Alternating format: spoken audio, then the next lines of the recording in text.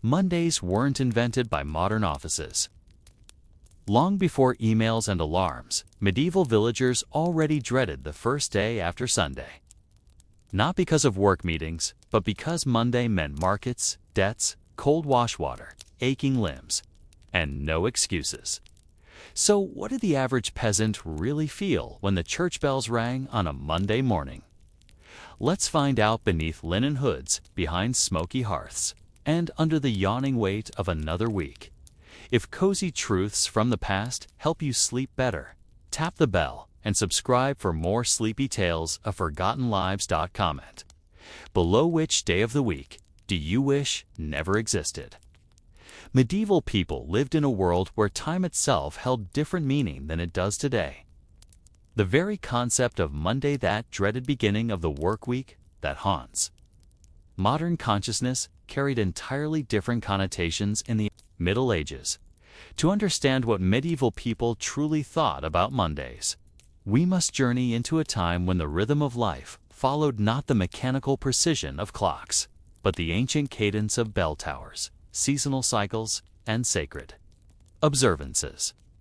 The darkness before Monday dawn at Cluny Abbey in the year 1147 was absolute, broken only by the faint glow of oil lamps carried by the night watchman making his rounds through the stone corridors. Brother Thomas stirred on his straw mattress. As the bell tower began its slow, deliberate tolling, 2 strikes, then 3, echoing through the valley like thunder rolling across distant hills. It was time for nocturnes, the night office that marked the formal beginning of Monday in the monastic world. Though to the sleepy monk, it felt as though Sunday had barely ended. Thomas pulled his rough woolen habit over his shoulders and felt for his leather shoes in the darkness. Around him, 40 other monks were performing the same ritual, their movements synchronized by years of identical mornings.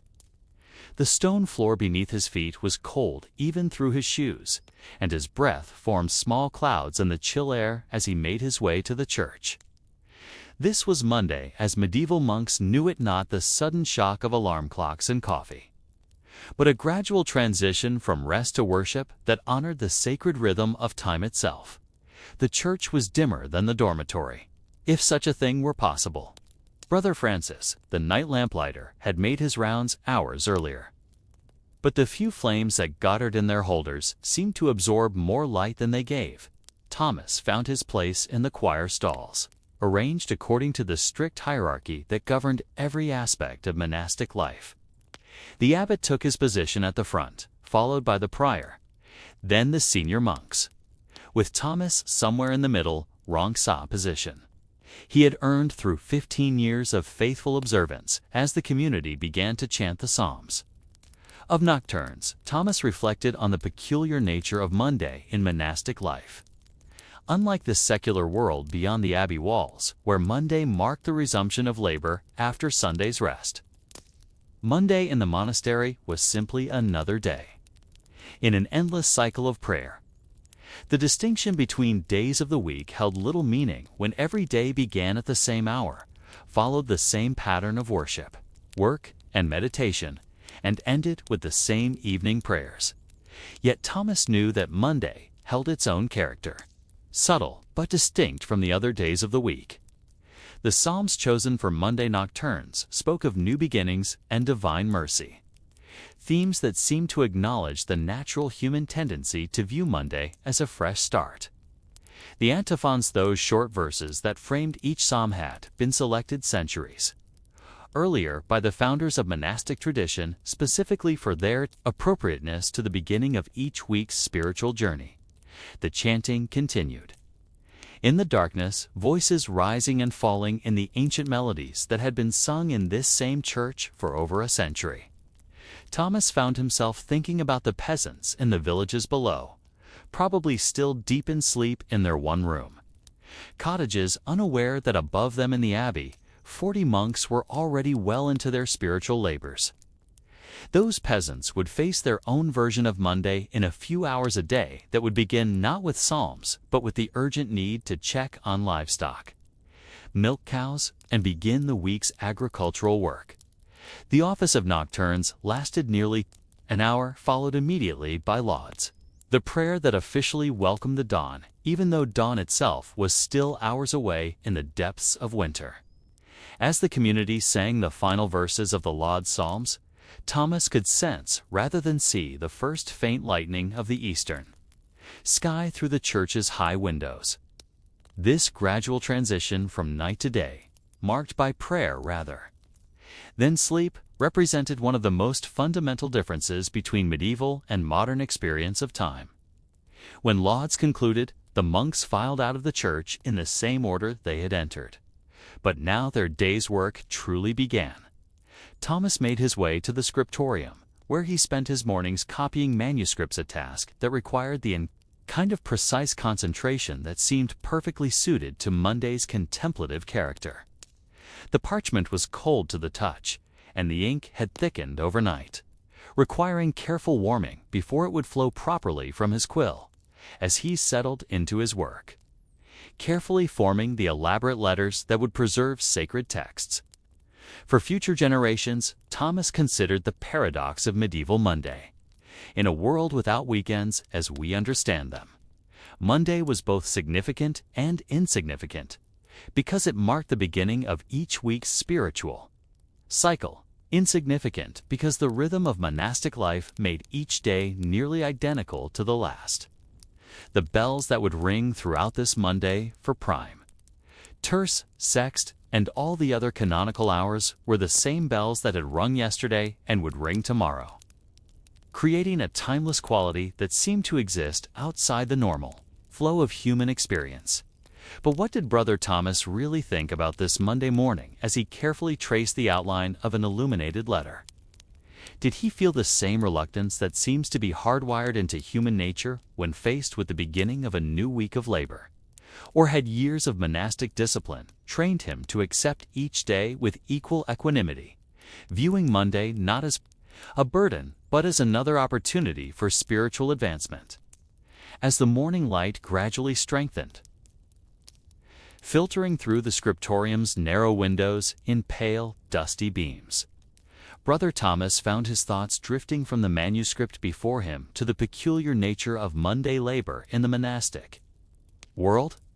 Unlike the secular craftsmen in the towns below, who might observe Saint Monday by taking the day off to recover from weekend revelries, monks approached Monday work with the same methodical dedication they brought to prayer. Yet even within this disciplined framework, Monday possessed its own distinct character that separated it from the other days of the week. The manuscript Thomas was copying this Monday morning was a psalter, and he had reached the section containing the Monday Psalms, those specific verses designated for the first day of each week's spiritual cycle. As he traced each letter with painstaking care, he couldn't help but notice how the content seemed to reflect medieval attitudes toward new beginnings. The Monday Psalms spoke of God's mercy being new every morning, of fresh starts and renewed commitment to spiritual life. This wasn't accidental.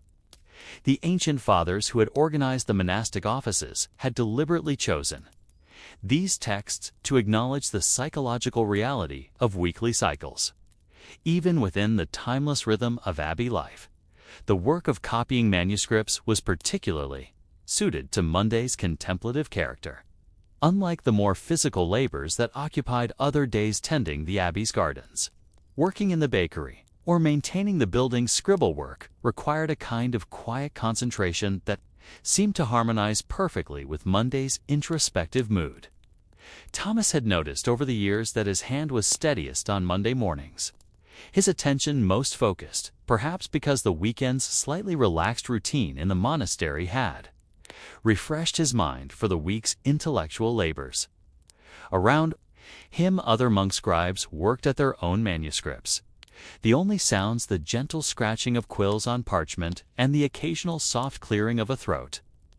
Brother William, an elderly monk who had been copying texts for over 30 years, specialized in the elaborate illuminated letters that decorated the most important manuscripts.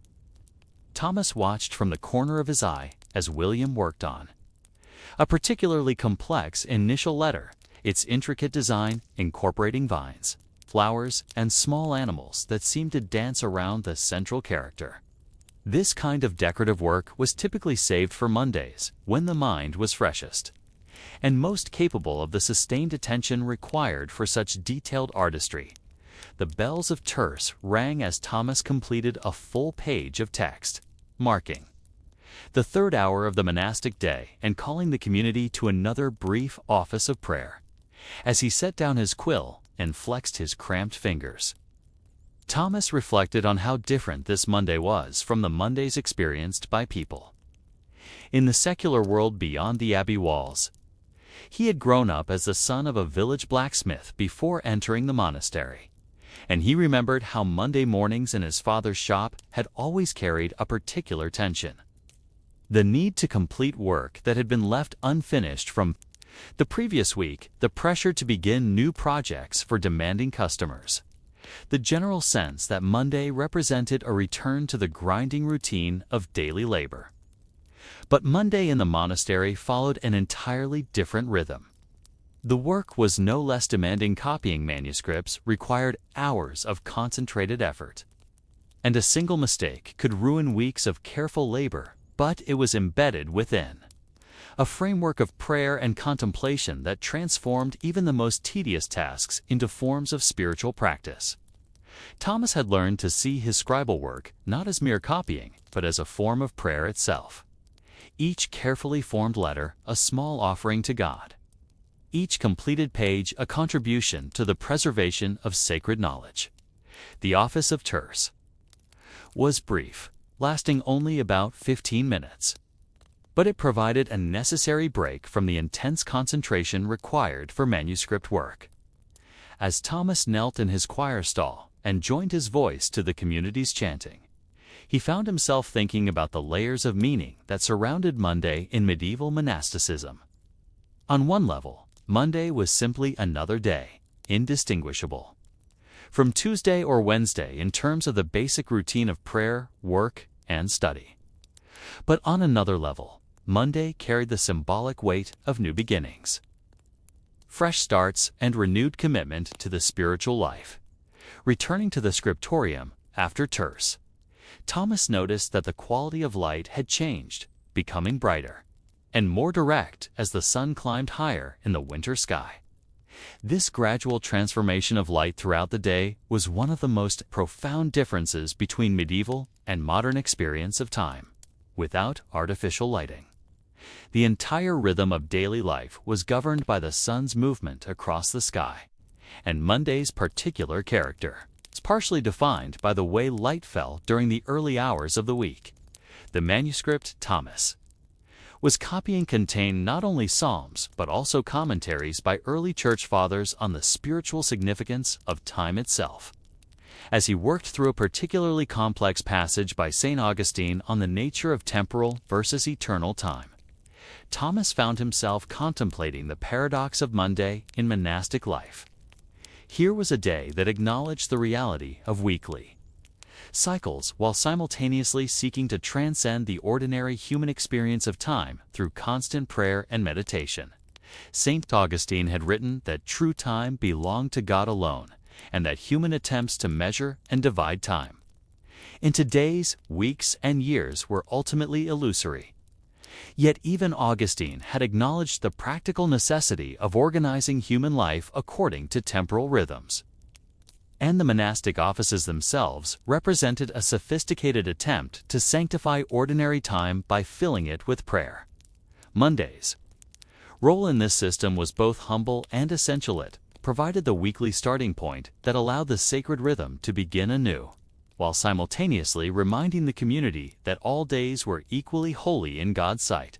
As the morning progressed toward the office of sext, Thomas completed another page of his manuscript and began to consider the afternoon's activities. Monday afternoons in the monastery were typically dedicated to manual labor work in the gardens during growing season, maintenance of buildings and equipment, or other practical tasks necessary for the community's survival. This combination of intellectual labor in the morning and physical work in the afternoon represented another aspect of Monday's distinctive character in monastic life. But what did this rhythm of Monday labor really mean to someone like Brother Thomas? Was it simply a matter of practical organization?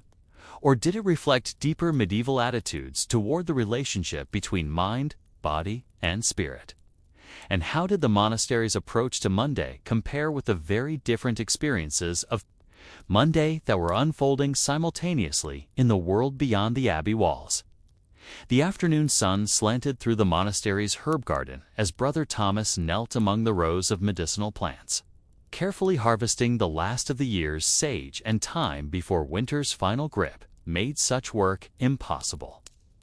Monday afternoons in the monastery were reserved for manual labor, and Thomas had been assigned to work with Brother Benedict, the elderly infirmarian who tended both the community's health and its collection of healing herbs. The work was methodical and peaceful, but as Thomas's hands moved automatically through the familiar tasks of cutting, sorting, and bundling herbs, his mind wandered to deeper contemplations about the nature of Monday itself in the medieval world. The transition from morning's intellectual labor to afternoon's physical work represented, more than just practical scheduling, it embodied a fundamental medieval understanding of how human beings should inhabit time. Brother Benedict, who had been tending this garden for over 20 years, had often explained to Thomas that the rhythm of the monastic day was designed to mirror the natural cycles of creation itself. Just as the day moved from darkness to light and back to darkness, just as the seasons cycled from spring's renewal to winter's rest, so the monk's day moved from prayer to work, to contemplation, and back to prayer, with Monday serving as the weekly renewal of this sacred pattern as they worked together in companionable silence. Thomas found himself thinking about the manuscript he had been copying that morning, particularly a passage from St. Benedict's rule that discussed the proper attitude toward labor. The founder of Western monasticism had written that idleness is the enemy of the soul, and had prescribed a careful balance of prayer, work, and study that would keep the mind and body properly occupied in service to God. But St. Benedict had also recognized that different types of work were appropriate for different times and seasons. And Thomas had begun to understand that Monday's particular character was defined partly by its role as the weekly renewal of this balanced rhythm. The herbs they were harvesting would be dried and stored in the monastery's infirmary, ready to treat the various ailments that afflicted the community throughout the winter months. Sage for digestive troubles, thyme for respiratory ailments, lavender for insomnia and nervous conditions. Each plant represented centuries of accumulated knowledge about the healing properties of God's creation. As Thomas carefully cut each stem and placed it in his basket, he reflected on how this work connected him not only to the natural world, but to countless generations of monks who had performed identical tasks on identical Monday afternoons. Brother Benedict suddenly straightened up from his work and gazed across the garden toward the bell tower, where the afternoon light was beginning to fade. "You know, Brother Thomas," he said in his quiet, measured voice, "I have often wondered what our Lord thought about Monday." It was an unusual comment from the normally taciturn infirmarian, and Thomas looked up in surprise. "I mean," Benedict continued, "we know that he honored the Sabbath, and we know that he worked as a carpenter during the week. But did he feel, on Monday morning, what we sometimes feel, that slight reluctance to begin again the week's labors?" It was a question that Thomas had never considered directly, but as he pondered it while continuing his work, he realized it touched on something profound about medieval attitudes toward time and work. The Incarnation God becoming human meant that Christ had experienced all aspects of human life, including, presumably, the psychological rhythms of weekly cycles. If Jesus had indeed felt something resembling what modern people call Monday blues, then perhaps there was nothing sinful or unspiritual about the natural human tendency to view Monday with some degree of reluctance. Brother Benedict seemed to sense Thomas's thoughts. "The early fathers wrote much about the sanctification of time," he continued. But they also understood that sanctification does not mean the elimination of natural human rhythms. Even St. Anthony, alone in the desert, organized his days according to patterns that acknowledged the movement of time. Monday is neither better nor worse than other days in God's sight, but it serves a purpose in the divine economy by providing a regular opportunity for renewal and fresh commitment. As they moved to another section of the garden, Thomas found himself thinking about the peasants in the villages below the monastery, who were probably finishing their own Monday labors at this very moment. Unlike the monks, whose Monday was structured by the canonical hours and embedded within a framework of prayer, the peasants experienced Monday as a more purely secular phenomenon, the day when the week's agricultural work resumed after Sunday's rest.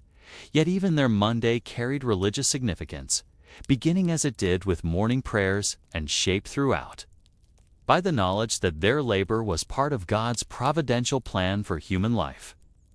The monastery bell tower began to toll the hour of Vespers, calling the community to evening prayer and marking the formal end of Monday's labors. As Thomas and Brother Benedict gathered their tools and baskets of herbs, Thomas realized that his understanding of medieval Monday had deepened through this day's combination of intellectual and physical work. Monday in the monastery was not simply another day, nor was it merely the beginning of a new week's routine. Instead, it represented a weekly opportunity to recommit oneself to the spiritual life, to begin again the ancient rhythm of prayer and work that had sustained Christian communities for centuries. Walking back toward the monastery buildings in the gathering dusk, Thomas thought about the different ways that medieval people experienced Monday's arrival.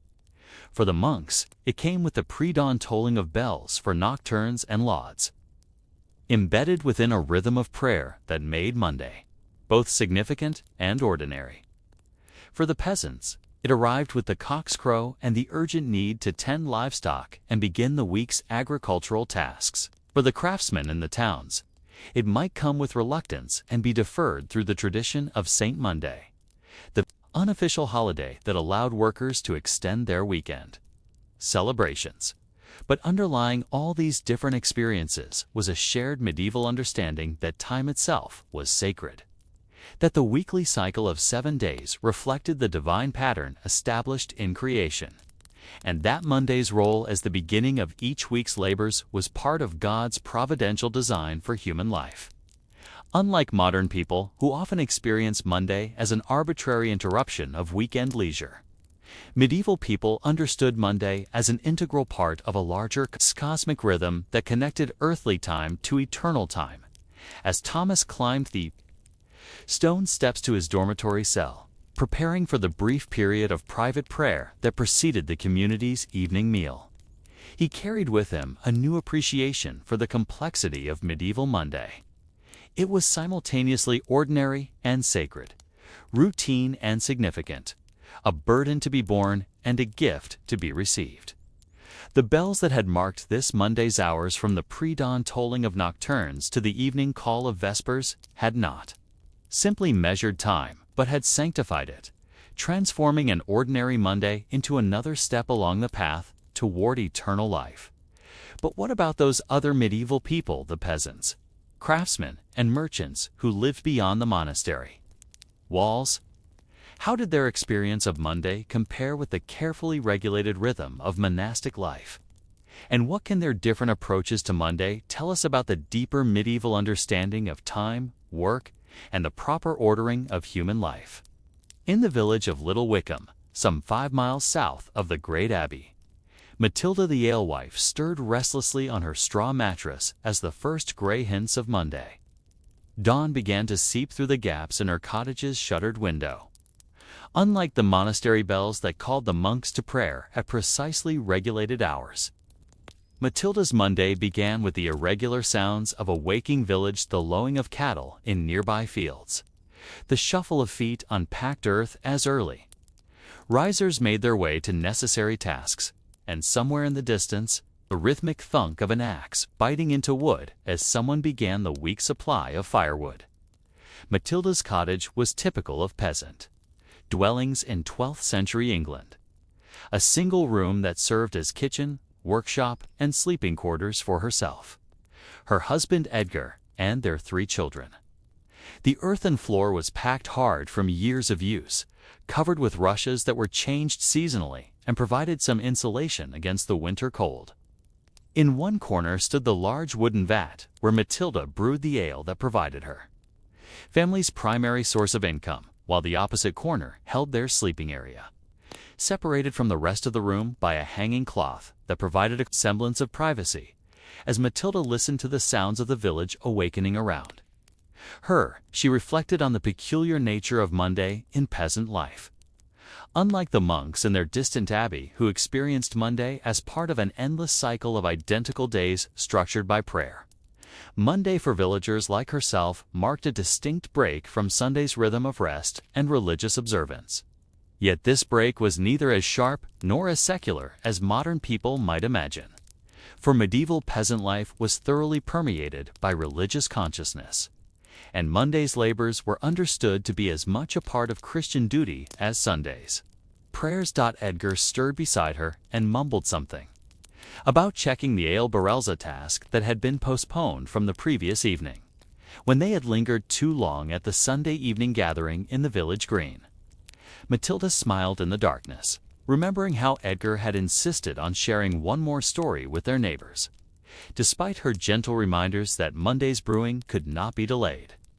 This tension between the social pleasures of Sunday and the practical demands of Monday was a weekly reality in medieval village life, and one that required careful navigation to maintain both community relationships and economic survival. The family's Monday routine was as carefully choreographed as any monastic office, though governed by practical necessity rather than religious rule. Edgar would rise first to tend their small herd of pigs and check the condition of their single cow, whose milk provided both nourishment for the family and a crucial ingredient in Matilda's ale-making process. Meanwhile, Matilda would rekindle the fire from the carefully banked coals that had smoldered through the night, a process that required skill and patience but was essential for the day's cooking and brewing activities. Their eldest child, 12-year-old Margaret, would be responsible for gathering eggs from their handful of chickens and feeding the family's most valuable possession, a strong ox that Edgar shared with 2 other village families for plowing and other heavy agricultural work. The younger children, 8-year-old William and 6-year-old Agnes, would help with whatever tasks their small hands could manage, from gathering kindling to sorting grain for the chickens, as Matilda finally rose from her bed and began the process of dressing in the dim light, pulling on her linen shift, woolen kirtle, and heavy cloak. She thought about the day ahead. Monday was market day in Little Wickham, when villagers would gather in the small square near the church to trade goods, share news, and conduct the business that kept their small community functioning.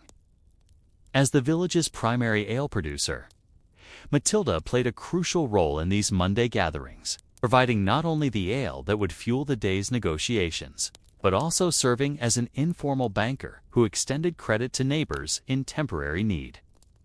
The process of preparing for Monday market began before dawn and required careful planning. The ale had been brewed several days earlier and was now ready for sale, but the wooden casks needed to be loaded onto Edgar's cart, along with samples for potential customers to taste. Matilda also needed to prepare the clay vessels that would serve as temporary containers for customers who wanted to purchase ale for immediate consumption, as well as the carefully carved wooden measures that ensured fair dealing in all transactions. As she moved quietly around the cottage, lighting the oil lamp that would provide illumination for the morning's preparations, Matilda considered the social aspects of medieval Monday that distinguished it from other days of the week. Market day was not merely about economic exchange, was the primary opportunity for villagers to gather, share news, settle disputes, and maintain the complex web of relationships that held the community together. The ale that Matilda would sell provided more than just alcoholic refreshment. It served as a social lubricant that facilitated conversation, negotiation, and the informal governance that characterized medieval village life. The economic importance of Monday market day cannot be overstated in understanding. Medieval village life. For families like Matilda's, who supplemented their agricultural activities with specialized crafts or services, Monday represented the primary opportunity to convert their labor into the coins and trade goods that would sustain them through the week. The ale-making process required not only skill and equipment, but also access to grain, water, and fuel resources that had to be carefully managed and budgeted over long periods of time. But Monday market also carried risks that added tension to the day's activities. The quality of ale could vary depending on weather conditions during brewing, the freshness of ingredients, and subtle factors in the fermentation process that even experienced brewers like Matilda couldn't entirely control. A batch of poor ale could damage her reputation and reduce her family's income for weeks to come, while exceptional ale could establish her position in the local market and attract customers from neighboring villages. As the first pale light of dawn began to filter through the cottage's single window, Matilda heard the distant sound of the church bell tolling prime the monastery's first office after the night prayers. The sound carried clearly across the valley, serving as a time signal for the scattered village population who had no other reliable way to mark the early morning hours. This connection between monastic time and village time represented one of the fundamental rhythms of medieval life, linking the sacred schedule of the abbey with the practical necessities of peasant labor. Edgar emerged from his early morning tasks with the animals, reporting that the cow had produced a good quantity of milk and that the pigs seemed healthy and content. This was always a relief on Monday morning, since problems with livestock could disrupt the entire week's routine and reduce the family's economic prospects. Margaret returned from the chicken coop with a basket full of eggs, more than the family would need for their own consumption, which meant that some could be traded at market for goods they couldn't produce themselves. As Matilda began the process of loading her ale casks onto Edgar's wooden cart, she reflected on the curious position of Monday in medieval village life. It was simultaneously the most social day of the week, when the entire community would gather for market, and the most economically critical day, when the results of the previous week's labor would be converted into the resources needed for survival. The success or failure of Monday market could determine whether a family would eat well for the rest of the week or face the constant anxiety of insufficient resources. But what did Monday market mean to someone like Matilda beyond its practical importance? How did she understand her role as a wife within the larger community? And what did her Monday activities reveal about medieval attitudes toward work, community, and the proper ordering of social relationships? The mist was still rising from the village pond as Matilda and Edgar made their way along the muddy lane toward the market square, their wooden cart creaking under the weight of ale casks and the various implements of Matilda's trade. The morning air carried the mixed sense of wood smoke from cooking fires, the earthy smell of livestock, and the faint sweet-sour aroma of fermenting grain that seemed to permeate every alewife's establishment. Monday mornings in Little Wickham always began with this procession of vendors and customers converging on the small square beside the church, transforming the quiet center of village life into a bustling marketplace that would define the community's economic and social rhythm for the entire week. Matilda's position as the village alewife placed her at the center of a complex web of relationships that extended far beyond simple commercial transactions. Ale was not merely a commodity in medieval England, was a necessity of daily life, providing both nutrition and safe hydration in an era when water sources were often contaminated and tea or coffee were unknown. The process of brewing ale required not only technical skill, but also access to resources, equipment, and the kind of social trust that allowed customers to purchase on credit during times of seasonal scarcity. As Matilda arranged her casks and measures in her customary spot near the church steps, she was acutely aware that her success depended as much on her reputation for fair dealing and community spirit as on the quality of her brew. The first customers of Monday Market were typically the village's early risers farmers, who had already completed their morning chores and had a few hours to spare before the day's fieldwork demanded their attention. Thomas the miller approached Matilda's stall with the measured gait of a man whose work required careful attention to timing and precision. The mill's great stone wheels had been turning since before dawn, grinding grain into flour for the week's bread-making, and Thomas needed ale both for his own consumption and to trade with customers who brought grain to be milled. "Good morning to you, Matilda," Thomas said, tipping his cloth cap in the courteous greeting that characterized all social interactions in the tightly knit village community. "I trust your brewing went well this week." 'Twas more than casual. Politeness, the quality of ale, could vary significantly from week to week, depending on factors ranging from the weather during brewing to the condition of the grain used in fermentation. Thomas, like all regular customers, had learned to evaluate ale not only by taste but by appearance, aroma, and the reputation of the brewer. Matilda lifted the wooden lid of her sample cask and drew off a small portion of ale into a clay cup, offering it to Thomas for evaluation. The liquid was a rich golden color with a slight cloudiness that indicated proper fermentation, and the aroma that rose from the cup carried the complex mixture of grain, hops, and yeast that characterized well-made medieval ale.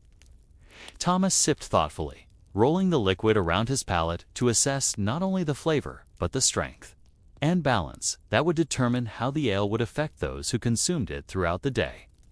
"This is fine work, as always," Thomas declared, and proceeded to negotiate for a quantity of ale that would meet his needs for the coming week. But the transaction involved more than simple payment. Thomas had recently ground grain for several villagers who had not yet paid for his services, and he proposed to trade some of his ale allotment for grain that he could then supply to Matilda for future brewing. This kind of multilateral exchange was typical of medieval village economics, where cash payments were often supplemented by complex webs of credit, barter, and mutual obligation that bound the community together in relationships that extended far beyond immediate economic necessity.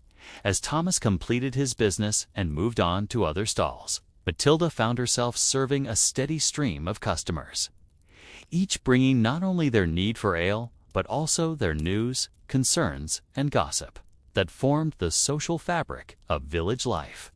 Agnes the weaver reported that her husband had successfully negotiated a contract to provide cloth for the abbey's new vestments news.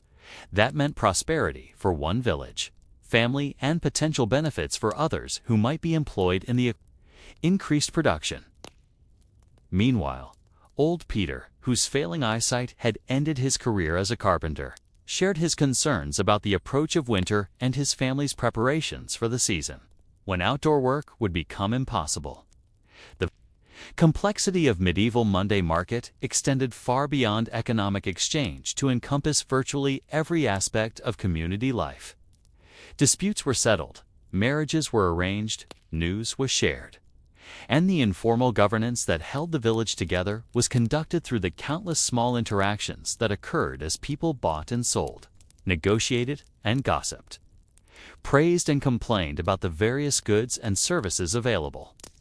Matilda's ale stall served as an unofficial community center where villagers could pause in their shopping to discuss everything from the weather to the politics of the nearby manor house. As the morning progressed and the sun climbed higher in the sky, burning off the mist and warming the air, the character of Monday Market began to shift. The early customers had been primarily local villagers conducting routine weekly business. But now strangers began to appear, traveling merchants, pilgrims on their way to distant shrines, and occasional representatives from the abbey or manor house who came to purchase supplies or conduct official business. These outsiders brought not only welcome coins to supplement the village's largely barter-based economy, but also news from the wider world that connected Little Wickham to the broader currents of medieval life. A traveling merchant from the nearby market town of Wickford approached Matilda's stall, examining her ale with the practiced eye of someone who had sampled brews in dozens of villages throughout the region. His evaluation was both more critical and more businesslike than that of local customers, for he was considering whether Matilda's ale was of sufficient quality to purchase for resale in the larger urban market. Such transactions were rare, but highly profitable, offering the possibility of expanding beyond the limited local demand and establishing a reputation that could attract customers from a wider geographical area. The merchant's interest in her ale reflected one of the most significant aspects of medieval Monday markets: their role in connecting rural communities to the larger regional and national economy that was beginning to emerge in 12th century England. While most transactions remained local and personal, the best producers could sometimes find opportunities to sell their goods beyond the immediate village, participating in trade networks that extended across counties and even into other countries. For an alewife like Matilda, such opportunities represented not only immediate profit, but also the possibility of establishing a business that could provide security for her family for years to come. As the merchant sampled her ale and asked detailed questions about her brewing methods, ingredient sources, and production capacity, Matilda found herself thinking about the broader implications of Monday market day. What had begun as a simple necessity, the need to convert her brewing labor into the goods and services her family required for survival, had evolved into something much more complex. Monday market was simultaneously an economic institution, a social gathering, a news exchange, and a mechanism for community governance that bound villagers together in relationships of mutual dependence and shared identity. But as successful as this Monday was proving to be, with strong sales and the possibility of expanding into new markets, Matilda couldn't help but wonder about the costs and risks that accompanied her position as alewife. What responsibilities came with her central role in village economic life? And how did her Monday market activities connect her to the larger rhythms of medieval society? The afternoon sun cast long shadows across the market square as Matilda counted the morning's earnings. A mixture of silver pennies, bartered goods, and carefully recorded promises of future payment that represented not just commercial success, but her family's security for the coming week. The last of her ale casks had been sold or reserved, and the steady stream of customers had dwindled to occasional late arrivals hoping to secure whatever remained of the day's offerings. But even as she began the process of packing her equipment for the return journey home, Matilda knew that her Monday obligations were far from over. The role of alewife in a medieval village carried responsibilities that extended well beyond the simple production and sale of ale. As one of the few villagers who handled significant amounts of currency and maintained extensive credit relationships with neighbors, Matilda had gradually become an informal banker for the community, someone who could provide loans during times of hardship, advance payment for goods not yet delivered, and facilitate the complex exchanges that kept the village economy functioning. This aspect of her Monday routine was perhaps more important than the actual sale of ale. Yet it was also the source of constant anxiety and careful calculation. Edgar had spent his own Monday morning at the other end of the market square, where he participated in the informal labor exchange that characterized medieval agricultural communities. Farmers with large holdings would hire day laborers for specific tasks: clearing fields, mending fences, helping with harvest activities, while those with specialized skills might offer their services to neighbors who lacked the necessary expertise. Edgar's strength and experience with draft animals made him particularly valuable for tasks requiring heavy labor or the management of oxen and horses. And he had secured employment for 3 days later in the week, helping with the final plowing of winter fields as they loaded their cart for the return journey. Matilda reflected on the delicate balance that governed her family's economic position within the village community. The success of her ale brewing business depended not only on her technical skill and access to resources, but also on her ability to navigate the complex social relationships that determined everything from ingredient costs to customer loyalty. Too aggressive in pursuing profits, and she would be seen as greedy and antisocial. Too generous with credit and prices, and her family would face hardship. The margin for error was narrow, and Monday market days provided a weekly test of her judgment and social intelligence.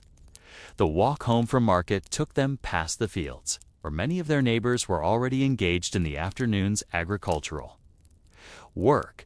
The rhythm of medieval agricultural work differed significantly from the patterns that governed market day activities. While market day required intense social interaction, careful negotiation, and constant attention to multiple customers and transactions, fieldwork followed a more predictable rhythm determined by the season, weather, and the specific requirements of crops and livestock. Matilda watched a group of women working in the common fields, their movements synchronized by years of shared labor as they gathered the last vegetables of the season before winter made such work impossible. These women were her customers, neighbors, and friends. But they were also potential competitors. Many village women with access to grain and brewing equipment could potentially challenge Matilda's position as the primary alewife. The fact that none had done so reflected not only Matilda's superior skill, but also the complex web of relationships and obligations that discouraged direct competition within the small community. The social structure of medieval village life was built on principles of cooperation and mutual support that sometimes conflicted with purely economic considerations. Matilda's success as an alewife brought benefits not only to her own family, but to the entire community. Her purchases of grain supported local farmers. Her employment of occasional helpers provided income for village women, and her extension of credit helped neighbors through temporary difficulties. Yet this same success also created obligations and expectations that constrained her freedom to make purely self-interested decisions as they approached their cottage. Matilda noticed smoke rising from the chimney, a sign that Margaret had successfully maintained the fire throughout the day and had probably begun preparations for the evening meal. The transition from Monday's public social activities to the private, domestic sphere of family life represented another important aspect of medieval weekly rhythms. While market day brought the entire community together in a shared space of economic and social exchange, the remainder of Monday would be spent in the more intimate setting of household activities: cooking, cleaning, mending, and the countless small tasks that maintained the family's daily existence. The evening meal on Monday differed from other days of the week in several important ways. The income earned at market often allowed for slightly better food than usual. Perhaps some cheese or bacon to supplement the usual bread and ale that formed the foundation of peasant diet.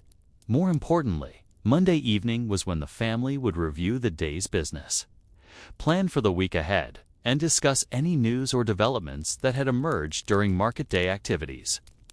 Edgar would report on his success in finding additional work, while Matilda would share information about customer needs, potential opportunities, and any concerns about future business. As they sat around their simple wooden table, sharing the evening meal by the light of the fire, Matilda reflected on the broader meaning of Monday in medieval village life. For peasant families like hers, Monday represented the weekly renewal of their struggle for economic survival and social respectability within the community. Unlike the monks in their abbey, who experienced Monday as part of an endless cycle of prayer and contemplation, villagers faced Monday as a day of intense activity that would largely determine their prosperity for the remainder of the week. The children's questions about the day's events provided an opportunity for Matilda and Edgar to pass on the practical knowledge and social wisdom that they would eventually allow them to assume their own roles as productive members of the community.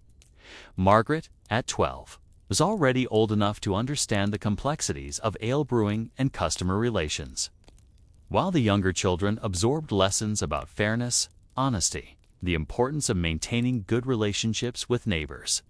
These informal education sessions around the Monday evening meal served as a crucial mechanism for transmitting the values and skills that held medieval communities together across generations.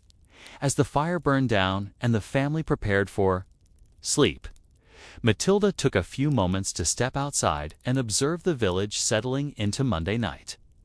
Lights flickered in cottage windows as other families concluded their own evening activities, and the sounds of daily life crying children, lowing cattle, the distant howl of a dog gradually gave way to the quieter rhythms of night. The abbey bells tolled Compline in the distance, marking the formal end of the monastic day and providing a time signal that connected even the most secular village activities to the sacred rhythms that governed medieval life. Standing in her doorway, Matilda considered the curious position that Monday occupied in the lives of people like herself. It was simultaneously the most important day of the week, when the previous week's labor was converted into the resources needed for survival, and the most anxiety-provoking day, when the quality of her work and the strength of her community relationships were put to their weekly test. The success of Monday Market determined not only her family's immediate welfare, but also their long-term prospects for security and advancement within the rigid social hierarchy of medieval society. Yet, Monday also represented opportunity and possibility in ways that other days of the week did not.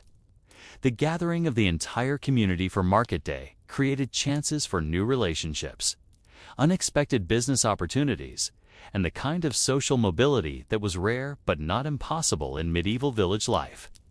Matilda's own position as alewife had begun when the previous village brewer had died without leaving an heir, creating an opening that she had filled through skill, determination, and the support of neighbors who recognized her ability. Similar opportunities might arise on any Monday, for those with the courage and capability to seize them. As she finally closed the door and prepared for sleep, Matilda carried with her a complex mixture of satisfaction, exhaustion, and anticipation that seemed to capture the essence of medieval Monday. It was a day that demanded everything she had to offer: her technical skills as a brewer, her social intelligence as a community member, her business acumen as an entrepreneur, and her physical stamina as a working woman. Yet it was also a day that offered the possibility of improvement, advancement, and the deeper satisfaction that came from playing a valuable role in the life of her community. But what about those medieval people who lived in the growing towns and cities where Monday meant something entirely different from either the sacred rhythms of monastic life or the agricultural cycles of village communities? How did craftsmen and merchants organized into the guilds that were beginning to dominate urban economic life experience the beginning of each week's labors? The metallic ring of hammer on anvil echoed through the narrow streets of Winchester as Master Geoffrey the blacksmith began his Monday morning ritual of rekindling the forge fire that had been carefully banked since Saturday evening. In the growing towns of 12th century England, Monday carried a different significance than it did in rural villages or monastic communities. It marked the weekly renewal of the complex guild system that was beginning to dominate urban economic life. For craftsmen like Geoffrey, Monday was simultaneously a day of opportunity and obligation. When the previous week's work would be evaluated, new projects would be begun, and the intricate relationships that bound guild members together would be tested and renewed. Geoffrey's workshop occupied the ground floor of a narrow 3-story building in the craftsman's quarter of Winchester, with living quarters for his family on the second floor and storage space for materials and finished goods in the attic. The arrangement was typical of medieval urban life, where the boundaries between work and home, public and private, were far less distinct than they would become in later centuries. As Geoffrey worked to coax the forge fire back to life, using the techniques passed down through generations of smiths, He could hear similar sounds of awakening from neighboring workshops, the scrape of planes on wood from the carpenter next door, the rhythmic thud of a fuller's mallet from the cloth-working establishment across the street, and the general bustle of a community whose livelihood depended on the skilled transformation of raw materials into finished goods. The process of lighting the forge required both technical skill and careful attention to timing. The charcoal had to be arranged in precisely the right configuration to ensure even heating, with adequate ventilation to prevent dangerous accumulation of gases, but not so much air flow that the fuel would burn too quickly. Jeffrey had been performing this Monday morning ritual for over 20 years. Since completing his apprenticeship and establishing his own workshop, but he still approached it with the reverence that medieval craftsmen brought to all aspects of their trade. The forge fire was not merely a tool, it was the heart of the smithy, the source of the heat that would transform raw iron into the tools, weapons, and household implements that sustained medieval civilization. As the fire began to glow and the workshop filled with the familiar smells of burning charcoal and heating metal, Jeffrey's apprentice, young Robert, arrived to begin his own Monday routine. At 14, Robert was in the third year of a 7-year apprenticeship that would gradually transform him from an eager but unskilled boy into a master craftsman capable of establishing his own workshop. Monday mornings were particularly important for apprentices, who were expected to demonstrate their mastery of the techniques learned during the previous week and to begin new projects that would advance their training. The relationship between master and apprentice represented one of the most important aspects of medieval guild life, embodying both the economic structure that ensured the continuation of skilled crafts and the social bonds that held urban communities together. Jeffrey was responsible not only for teaching Robert the technical skills of blacksmithing, but also for his moral and spiritual development, providing guidance in everything from business ethics to religious observance. In return, Robert's labor contributed significantly to the workshop's productivity. His eventual success as an independent craftsman would reflect favorably on Jeffrey's reputation as a teacher and mentor. Monday morning in the smithy began with a careful inventory of the work in progress and the projects that needed to be completed during the coming week. Jeffrey maintained a wooden board where he recorded customer orders, delivery dates, and the specific requirements for each piece. Information that was crucial for managing the complex schedule of custom work that characterized medieval craftsmanship. Unlike modern mass production, where identical items are manufactured in large quantities, medieval smiths produced each piece individually according to the customer's specific needs and preferences. This meant that Monday planning required not only technical considerations but also careful coordination with customers, suppliers, and other craftsmen whose work might be integrated into the final product. The guild system that governed Jeffrey's profession represented one of the most sophisticated forms of economic organization in medieval Europe, providing structure and regulation for urban crafts while also serving important social and religious functions. The Winchester Blacksmiths Guild, to which Jeffrey belonged, established standards for craftsmanship, regulated prices and working conditions, provided support for members in times of difficulty, and maintained the chapel where guild members gathered for religious observances. Monday meetings of the Guild Council addressed issues ranging from the quality of work produced by individual members to disputes with customers or conflicts with other guilds, whose trades overlapped with BLACKSMITHING. As Jeffrey and Robert began their first project of the set of horseshoes for a local merchant's riding horse, the master smith reflected on the unique position that Monday occupied in guild life. Unlike the agricultural rhythms that governed rural communities, where Monday marked the resumption of work after Sunday's rest, or the liturgical cycles that structured monastic life, Monday in the guild workshop represented the weekly renewal of complex relationships between masters, apprentices, journeymen, customers, and guild officials. The success of Monday's work would be measured not only in terms of productivity and quality, but also in terms of the craftsman's ability to maintain his reputation within the guild and his standing in the broader urban community. The technical challenges of blacksmithing required a combination of physical strength, manual dexterity, and theoretical knowledge that took years to master. Each piece of work began with careful selection of the appropriate grade of iron, followed by precise heating in the forge to achieve the correct temperature for shaping. The metal had to be worked while hot, using hammers, tongs, and specialized tools to achieve the desired form, then allowed to cool at a controlled rate to prevent cracking or other defects. Throughout this process, the craftsman had to make countless small decisions based on experience, judgment, and an intuitive understanding of how metal behaved under different conditions. As the morning progressed and the workshop filled with the heat and noise of active smithing, Jeffrey found himself thinking about the broader economic forces that were beginning to transform medieval urban life. The growth of towns and the expansion of trade networks were creating new opportunities for skilled craftsmen, but they were also bringing new forms of competition and uncertainty.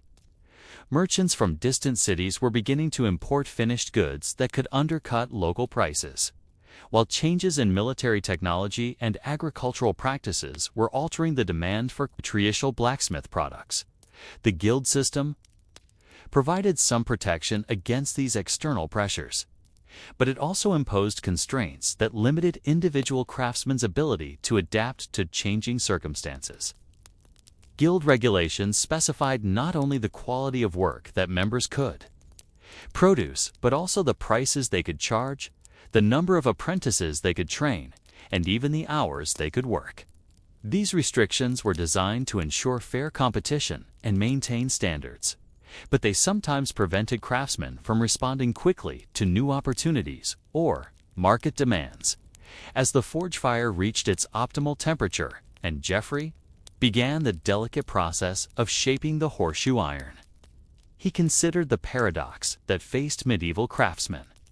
The very institutions that provided security and structure for their trades also constrained their freedom to innovate and adapt.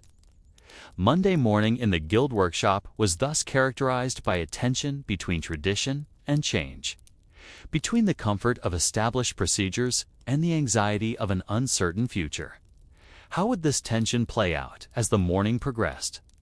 And Jeffrey faced the specific challenges that Monday would bring to his craft and his community. The steady percussion of Jeffrey's hammer against the glowing iron created a rhythm that seemed to synchronize with the heartbeat of the medieval town awakening around his workshop. By mid-morning, the narrow street outside his door had come alive with the sounds and movements of urban commerce car wheels rattling over cobblestones, vendors calling their wares, customers negotiating prices, and the general bustle of a community where survival depended on the constant exchange of goods and services. Yet within the smithy, Jeffrey and his apprentice Robert maintained their focus on the precise, methodical work that transformed raw metal into useful objects through the application of heat, force, and generations of accumulated skill. The horseshoes, taking shape under Jeffrey's experienced hands, were far more complex than modern people might imagine. Medieval horseshoes had to be individually fitted to each animal's hoof, with careful attention to the horse's gait, the type of work it would perform, and the conditions where it would be used. A riding horse required different shoes than a draft animal, while a war horse needed specially reinforced shoes that could withstand the stresses of combat. Each shoe began as a straight bar of iron that was heated, shaped, punched for nail holes, and carefully curved to match the specific requirements of the customer's animal. As Jeffrey worked, he provided running commentary for Robert's benefit, explaining not only the technical aspects of the craft, but also the business considerations that influenced every decision. "Notice how I'm keeping the iron at a bright orange heat," he said, pausing between hammer blows to examine the metal's color in the forge light. "Too hot and the iron becomes brittle. Too cool and it won't shape properly." The metal itself will tell you what it needs, but you must learn to listen.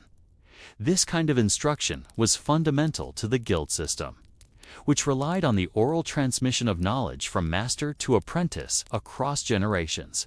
The apprenticeship system that governed Geoffrey's relationship with Robert represented one of the most important social institutions of medieval urban life.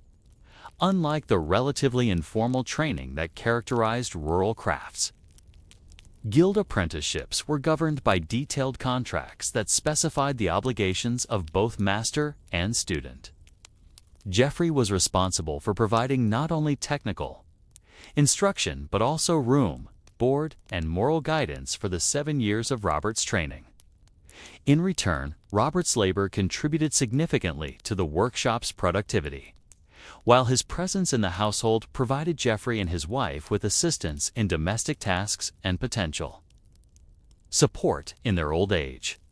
The morning's work was interrupted by the arrival of Sir William de Montfort, a minor knight who needed repairs to his mail hauberk before departing on a pilgrimage to Canterbury. The examination of the damaged armor required Geoffrey's most expert attention, as military equipment demanded the highest standards of craftsmanship and could mean the difference between life and death for its wearer.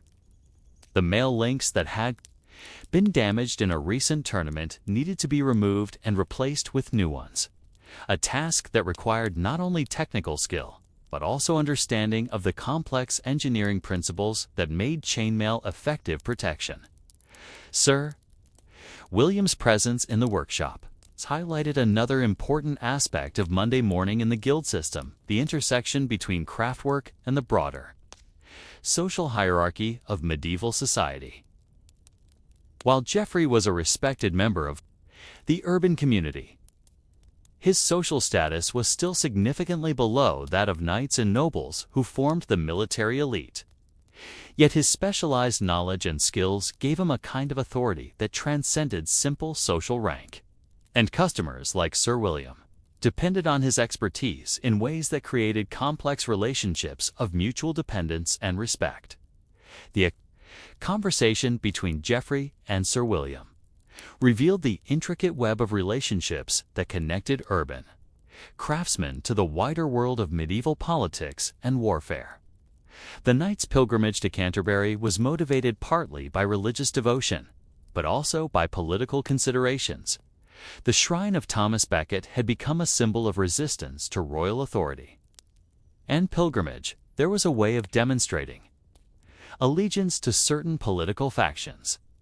Geoffrey's work on the knight's armor thus connected him indirectly to the great political struggles of his time, while his discretion in avoiding political discussions demonstrated the careful neutrality that successful craftsmen maintained in their dealings with powerful customers.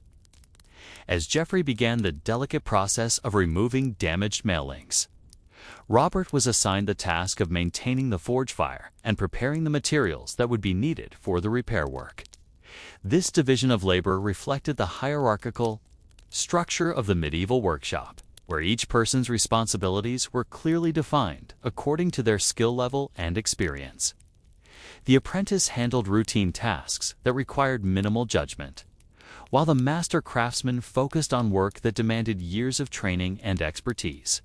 The technical challenges of repairing chainmail required a combination of metalworking skills that represented the highest level of medieval craftsmanship.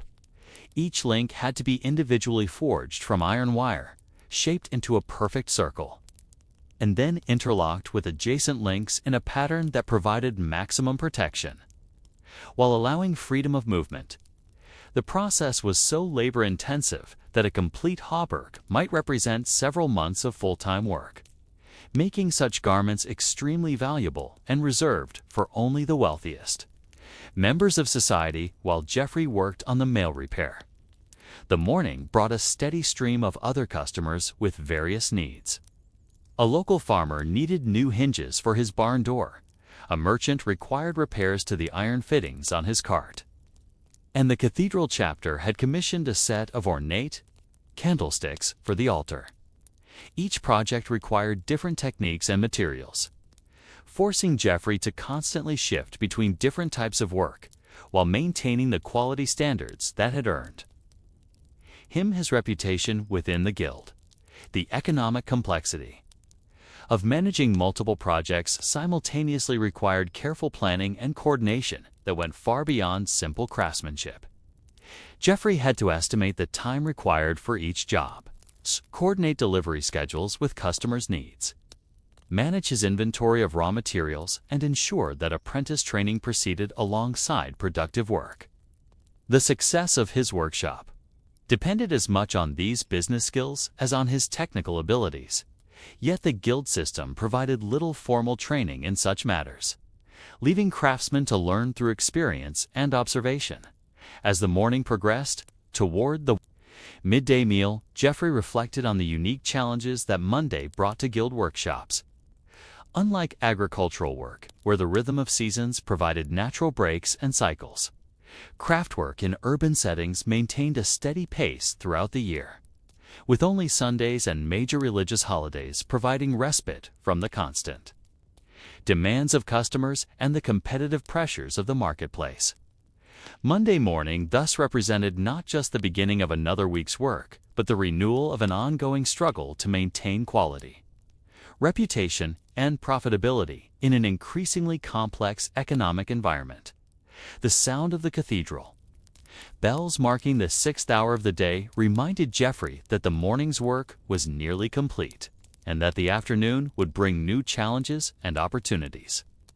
But as he carefully set aside Sir William's partially repaired armor and began to organize his tools for the midday break, he wondered how the changing economic conditions of the 12th century would affect the traditional guild system that had provided structure and security for craftsmen like himself. What new pressures and opportunities would the afternoon bring? And how would they reshape the ancient rhythms of craftwork that had sustained urban communities for generations? The afternoon sun slanted through the narrow windows of Jeffrey's workshop, casting long shadows across the cluttered workspace where tools, raw materials, and half-finished projects created a landscape that spoke of decades of dedicated craftsmanship. The midday break had provided a brief respite from the morning's intensive work, during which Jeffrey and his family had shared a simple meal of bread, cheese, and ale while discussing the day's progress and planning for the remainder of the week. Now, as master and apprentice returned to their labors, the character of Monday afternoon work revealed itself to be subtly different from the morning's activities, less about beginning new projects and more about the steady, methodical progress that would define the week's rhythm. Robert had spent the meal break carefully observing the mail repair that Jeffrey had begun in the morning, studying the intricate techniques required to maintain the armor's protective qualities, while making the damaged links nearly invisible. This kind of detailed observation was a crucial part of apprentice training, for many of the most important skills could only be learned through patient watching and gradual understanding of the master's methods. The guild system recognized that true craftsmanship could not be taught through simple verbal instruction, but required the kind of immersive experience that came from years of daily exposure to skilled work. The afternoon's first task involved completing the horseshoe set that had been begun in the morning, a project that allowed Robert to take a more active role while Jeffrey provided guidance and correction.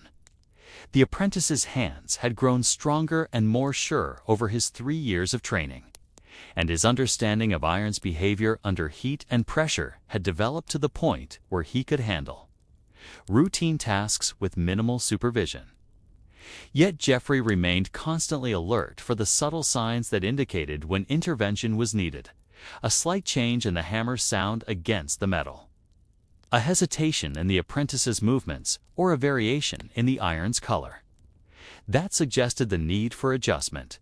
The relationship between master and apprentice embodied one of the most important social functions of the medieval guild system, serving not only to transmit technical knowledge, but also to maintain the complex web of relationships that held urban communities together.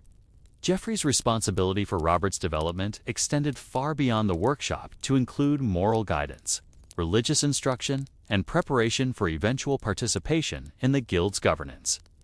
The 7-year apprenticeship was designed to transform not just a boy's manual skills, but his entire character, producing craftsmen who could be trusted with the guild's reputation and the community's welfare.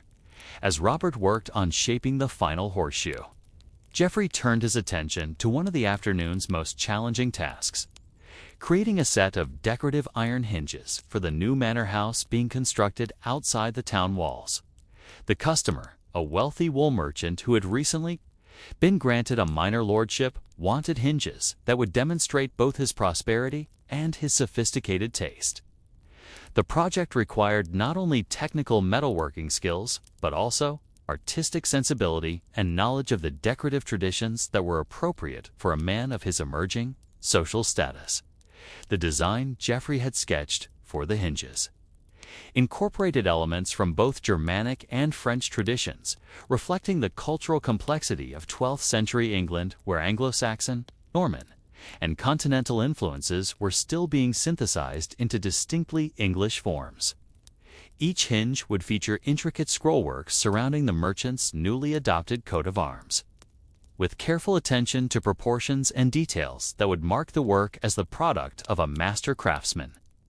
The project represented exactly the kind of high-status commission that could establish a smith's reputation beyond his immediate community and attract customers from a wider geographical area. The afternoon's work was interrupted by a visit from Master Edmund, the elected head of the Winchester Blacksmiths Guild, who made regular rounds to inspect members' workshops and ensure compliance with guild standards. These visits were both social and official, providing opportunities for guild members to discuss common concerns while also maintaining the quality control that protected the organization's collective reputation. Master Edmund examined several of Geoffrey's current projects, offering praise for the quality of workmanship while also providing suggestions for improvements that reflected the guild's accumulated wisdom. The conversation between the two master craftsmen revealed the complex challenges facing the guild system in a period of rapid economic change. Competition from foreign goods was beginning to affect some traditional markets, while the growth of towns and the expansion of trade networks were creating new opportunities for those able to adapt their skills to changing demands. Master Edmund reported that the Guild Council was considering new regulations that would allow PHE's members to experiment with different techniques and materials, while maintaining the quality standards that had made Winchester Smiths famous throughout southern England. The discussion also touched on the growing tensions between established craft guilds and the merchant organizations that were beginning to dominate long-distance trade. Merchants could import finished goods from distant workshops, often at prices that undercut local production, while their control of raw material supplies gave them significant influence over craftwork, even within established guild territories. The traditional relationship between craftsmen and customers was being complicated by the emergence of middlemen, who could manipulate both supply and demand to their own advantage. As Master Edmund continued his rounds and Geoffrey returned to work on the decorative hinges, the afternoon brought a steady stream of smaller customers seeking routine services, sharpening of tools, repair of household implements, and the countless small metalworking tasks that sustained daily life in a medieval town. Each transaction required not only technical skill, but also the kind of social intelligence that allowed craftsmen to maintain good relationships with neighbors while ensuring fair compensation for their work. The balance between community service and commercial success was delicate, requiring constant attention to both economic and social considerations. The late afternoon light was beginning to fade when Geoffrey stepped back to examine the day's accomplishments, his experienced eye evaluating both the technical quality and artistic merit of the work he and Robert had completed. The horseshoes were finished and ready for delivery. Sir William's mail repair was well advanced and would be completed the following day, and the decorative hinges had progressed to the point where their final form was clearly visible. It had been a productive Monday, Yet Geoffrey knew that productivity alone was not sufficient measure of success in the guild system. The true measure of a craftsman's worth lay not just in the quantity of work produced, but in the maintenance of relationships with customers, guild members, apprentices, and the broader community that depended on skilled crafts for its survival and prosperity. Monday's work had strengthened some of these relationships while revealing potential challenges. In others, the competition from imported goods, the changing demands of customers, and the evolution of the guild system itself all required careful navigation. If Geoffrey's workshop was to continue thriving in an increasingly complex economic environment, as the cathedral bells marked the end of the working day, and Geoffrey began the process of banking his forge fire for the night, he reflected on the unique position that Monday occupied in the life of a medieval craftsman. It was a day that demanded the highest levels of skill and concentration. When the week's most challenging projects were typically begun, and the craftsman's reputation was most directly tested. Yet it was also a day of renewal and possibility, when new commissions might arrive and new techniques might be attempted, offering the potential for advancement and innovation within the traditional framework of guild craftsmanship. The evening routine of cleaning tools, organizing materials, and securing the workshop for the night provided a quiet counterpoint to the day's intensive labors. As Geoffrey locked the heavy wooden door that separated his workplace from the street, he carried with him a complex mixture of satisfaction and uncertainty that seemed to capture the essence of medieval Monday for urban craftsmen. It was a day that connected him simultaneously to ancient traditions of skilled work and to the emerging economic forces that were reshaping European society. But what about those medieval people who viewed Monday through the lens of superstition and folk belief? How did their understanding of the day's spiritual significance compare with the practical concerns of monks, peasants, and craftsmen? In the scriptorium of Glastonbury Abbey, where the morning light filtered through tall windows to illuminate rows of writing desks, Brother Aldrich bent over a peculiar manuscript that would have seemed strange even to his fellow monks. Unlike the Gospels, Psalters, and theological treatises that occupied most scribes, Aldrich's specialty was the creation of almanacs, complex calendrical works that attempted to map the spiritual and temporal significance of every day in the year. On this particular Monday in the autumn of 1194, he was working on a section that would prove to be among the most controversial in his entire Bay manuscript, the designation of certain Mondays as dies mali, evil days when no important undertaking should be attempted. The concept of evil days was deeply rooted in medieval folk belief, but it had also found its way into learned theological discourse through the writings of early church fathers, who sought to understand the spiritual significance of time itself. Aldrich's almanac was an attempt to synthesize these various traditions into a comprehensive guide that would serve both the scholarly community and the broader population of literate lay people who were beginning to use such works for practical guidance. The challenge lay in balancing popular superstitions with orthodox Christian teaching, creating a work that would be both useful and doctrinally acceptable. The specific Mondays that Aldrich was marking as dangerous were well established in folk tradition: the first Monday in April, the second Monday in August, and the last Monday in December. These dates had been handed down through generations of popular belief, but the reasons for their supposed malevolence were varied and often contradictory. Some sources attributed their danger to astrological influences, others to biblical events that had allegedly occurred on those dates, and still others to the accumulated experience of communities that had observed patterns of misfortune associated with those particular days. Aldrich's own attitude toward these beliefs was complex and somewhat ambivalent. As a monk educated in theology and natural philosophy, he understood the official church position that attributed all temporal events to divine providence rather than to the inherent properties of particular days. St. Augustine's teachings, which formed the foundation of medieval Christian thought about time, explicitly rejected the notion that some days were inherently luckier or more dangerous than others. Yet Aldrich also recognized that popular beliefs about days and times served important social functions, providing communities with shared frameworks for making decisions about when to undertake important activities. The monastery's library contained numerous manuscripts that dealt with temporal superstitions, ranging from ancient astrological texts to more recent compilations of folk wisdom. Aldrich had spent years studying these sources, attempting to understand not only what people believed about time, but why they held such beliefs and how these beliefs affected their daily lives. His research had revealed that attitudes toward Monday were particularly complex, reflecting the day's unique position as the beginning of the weekly cycle and its association with both renewal and anxiety about the week's challenges ahead.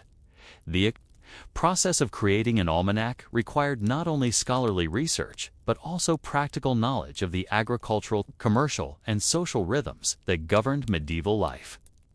Aldrich had to consider not only the theological implications of marking certain days as dangerous, but also the practical consequences for communities that might use his work as a guide for important decisions. A farmer who postponed planting because of a calendar warning might face serious economic consequences, while a merchant who delayed travel might miss crucial opportunities for profitable trade. The manuscript that Aldrich was creating represented a sophisticated attempt to organize and systematize the complex temporal beliefs that characterized medieval culture. Each day of the year was assigned not only its liturgical significance, the saints' days, feast days, and seasons of the church calendar, but also its practical implications for various activities. Some days were marked as favorable for beginning new enterprises, others for travel, and still others for medical procedures or agricultural work. The 3 dangerous Mondays stood out in this system as days of particular caution, when prudent people would avoid any activity that might be affected by supernatural malevolence. The intellectual challenge of creating such a work was enormous, requiring mastery of multiple disciplines, including theology, astronomy, astrology, medicine, and natural philosophy. Aldrich had to reconcile contradictory sources, evaluate the reliability of different traditions, and present his conclusions in a form that would be accessible to users with varying levels of education and sophistication. The result was a work that reflected both the learned culture of the medieval church and the popular beliefs of ordinary people, creating a bridge between elite and folk traditions. As Aldrich worked on his manuscript, carefully forming each letter, with the precision required for texts that would be copied and distributed throughout Christendom, he found himself thinking about the broader implications of his work. The almanac he was creating would not simply record existing beliefs about time. It would help to shape and standardize those beliefs, potentially influencing the decisions of countless people who would consult his work for guidance. The power to designate certain days as dangerous or favorable carried with it a significant responsibility that weighed heavily on the scholarly monk's conscience. The monastery's bell tower chimed the hour of prime, calling the community to the first of the day's liturgical offices and interrupting Aldrich's concentration on his manuscript. As he set down his quill and prepared to join his fellow monks in prayer, he reflected on the irony of his situation. Here he was, on a Monday morning, working on a text that warned of the dangers associated with certain Mondays, while participating in a religious system that proclaimed the equal sanctity of all days under God's providence. The tension between learned and popular approaches to time was not merely an academic exercise. It was a lived reality that affected every aspect of medieval, spiritual, and temporal life. The office of prime proceeded according to its ancient pattern, with psalms and prayers that had been sung on Monday mornings for centuries. Yet Aldrich found himself listening to the familiar words with new attention, seeking clues about the Church's official attitude toward the temporal superstitions that form the subject of his scholarly work. The liturgy spoke of God's sovereignty over all time and space, of the Christian's duty to trust in divine providence rather than in human calculations about favorable and unfavorable days. Yet it also acknowledged the reality of spiritual warfare, of the ongoing struggle between good and evil that played out in temporal as well as eternal dimensions. Returning to his manuscript after the office, Aldrich began to work on a particularly challenging passage that attempted to explain the theological basis for recognizing dangerous days while maintaining orthodox Christian doctrine. The solution he had developed was subtle and sophisticated, arguing that while God remains sovereign over all time, the devil's temporary dominion over fallen creation meant that certain days might indeed be more susceptible to malevolent influence. This theological framework allowed him to acknowledge popular beliefs about dangerous Mondays while affirming the ultimate supremacy of divine providence over all temporal affairs. But, as Aldrich continued his careful work of manuscript illumination and textual composition, he found himself wondering about the practical effects of his scholarly labors. How would people actually use the information he was providing about dangerous Mondays? Would they simply avoid important activities on those days, or would they seek spiritual protection through increased prayer and religious observance? And what did the persistence of such beliefs reveal about the deeper medieval understanding of time, fate, and human agency in a world governed by divine providence? The afternoon light in the scriptorium had taken on the golden quality that brother Aldrich had learned to associate with the most productive hours of his scholarly work. When his mind was clear and his hand steady enough to tackle the most complex passages in his almanac manuscript. Today's challenge was particularly daunting. Creating a comprehensive explanation of why certain Mondays were considered dangerous while others were not, and providing practical guidance for readers who wished to navigate the spiritual perils associated with these supposedly malevolent days. The task required him to synthesize centuries of theological thought with accumulated folk wisdom, creating a work that would serve both scholarly and practical purposes. The challenge facing Aldrich was how to present these potentially heterodox beliefs in a way that would be acceptable to church authorities while still providing useful guidance to readers. His solution was to frame the discussion in terms of spiritual warfare, arguing that while God remains sovereign over all time, the devil's influence in the fallen world meant that certain temporal patterns might indeed carry heightened spiritual risks. This theological framework allowed him to acknowledge popular beliefs while maintaining orthodox Christian doctrine. The manuscript that Aldrich was creating contained detailed instructions for protective rituals that could be performed on dangerous Mondays to minimize their malevolent effects. These rituals were carefully constructed to avoid any suggestion of magical practice, instead emphasizing prayer, fasting, and acts of charity as means of invoking divine protection. A person who needed to travel on one of the dangerous Mondays might begin the day with extended prayer, give alms to the poor, and carry blessed objects such as a saint's relic or holy water to provide spiritual protection during the journey. The complexity of medieval temporal beliefs extended far beyond simple superstition to encompass sophisticated systems of correspondence between celestial movements, earthly events, and spiritual forces. Aldrich's almanac included detailed astrological calculations that purported to explain why certain Mondays were more dangerous than others based on the positions of planets and the phases of the moon. These calculations drew on ancient Ptolemaic astronomy that had been preserved and transmitted through Islamic scholarship, representing one of the ways that learned medieval culture incorporated non-Christian knowledge while adapting it to Christian theological frameworks.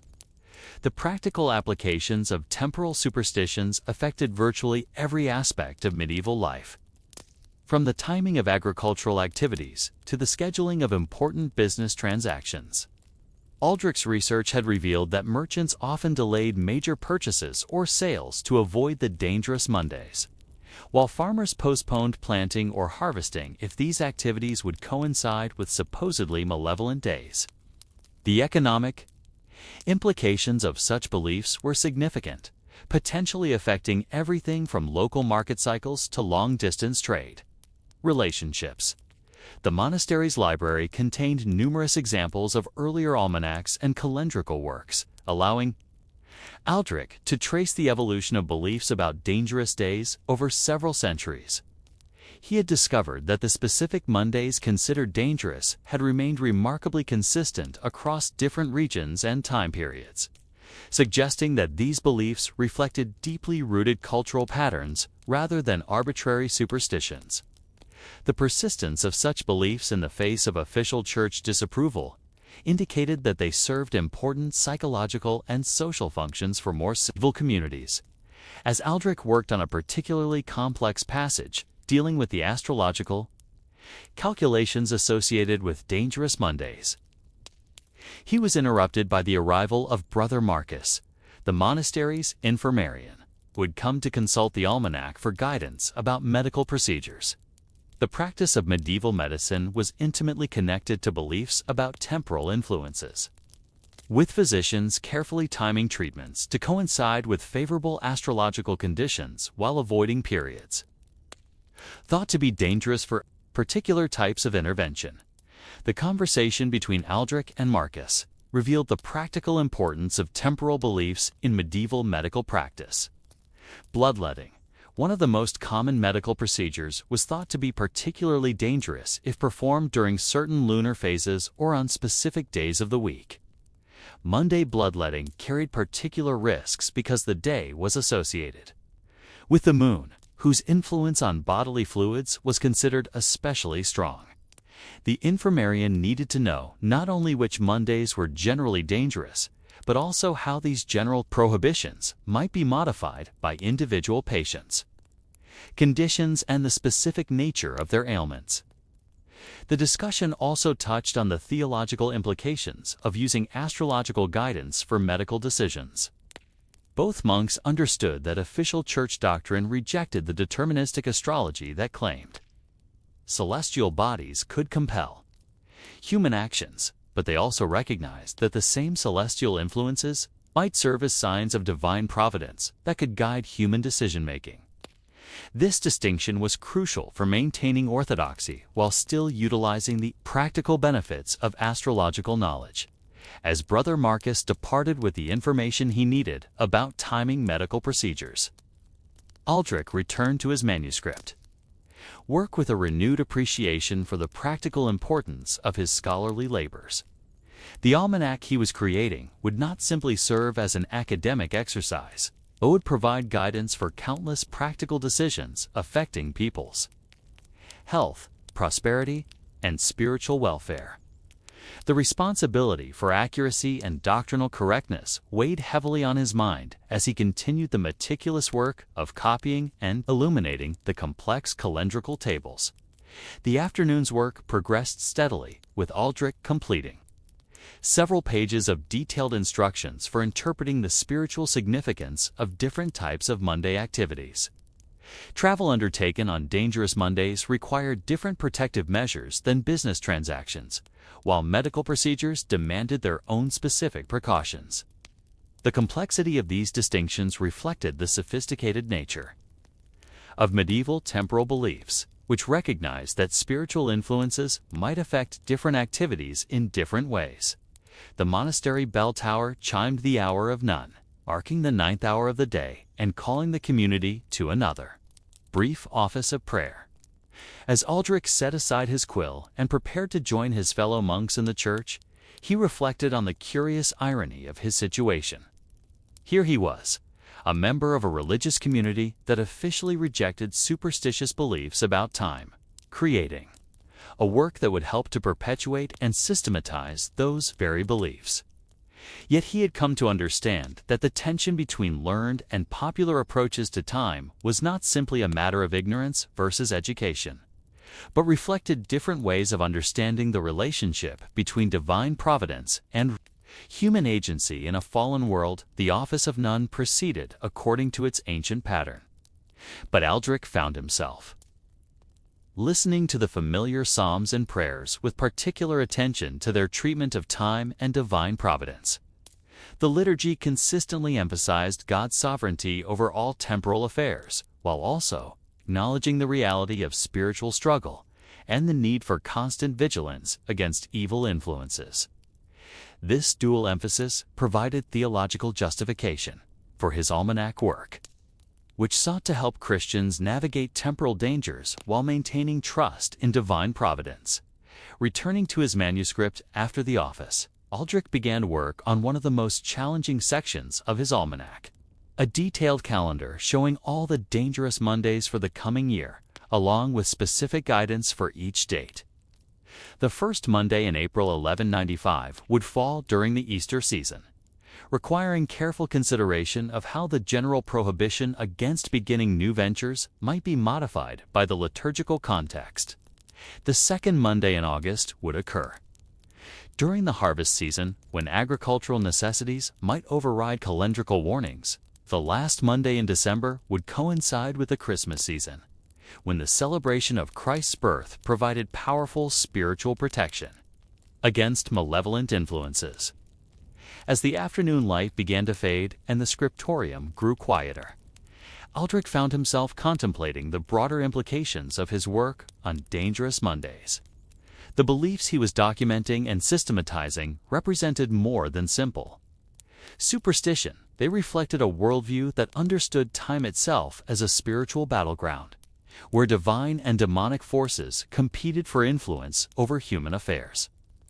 Monday's position as the beginning of each week's cycle made it particularly significant in this spiritual struggle, serving as a weekly test of faith and prudence for Christians seeking to navigate the dangers of temporal existence.